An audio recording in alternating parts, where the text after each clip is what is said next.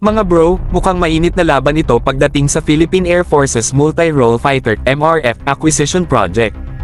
Ayon sa mga ulat mula Korea, dalawang malalaking kumpanya na lang ang natitira sa shortlist, ang Lockheed Martin na may F-16 Block 70-70 seconds Viper at ang Korea Aerospace Industries, KAI, na may KF-21 Block kalahati Boramae fighter. Grabe, dalawang top-tier na jets ang pinagpipilian mga bro, at hindi basta-basta.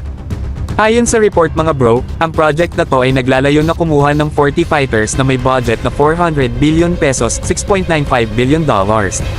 Pero unahin muna nila ang first batch na 10 aircraft na may budget na 61.2 billion pesos, $1.1 billion. Imagine mga bro, 10 bagong fighters agad ang unang bibilhin para masimula na ang pagpapalakas ng Philippine Air Force.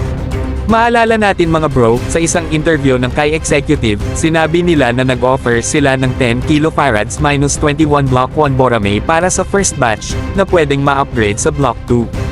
Kasama pa dyan ang 12 FA-50 Block 20 Light Combat Aircraft bilang dagdag sa MRF Batch 1 at additional FA-50 acquisition projects ng Philippine Air Force. Pero, ayon sa mga sources, KAI mismo ay naniwala na malamang F-16 Viper pa rin ang pipiliin ng Philippine Air Force dahil sa alyansa natin sa US. Pero mukhang open din sila sa posibilidad na maglagay ng konting KF-21 Boramae bilang paghahanda sa transition ng PAF beyond 4th generation fighters. Next level talaga ang plano ng PAF mga bro.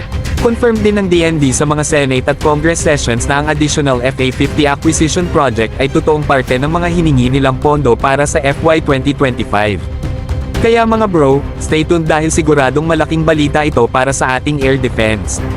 Ready na ba tayo sa next generation air power?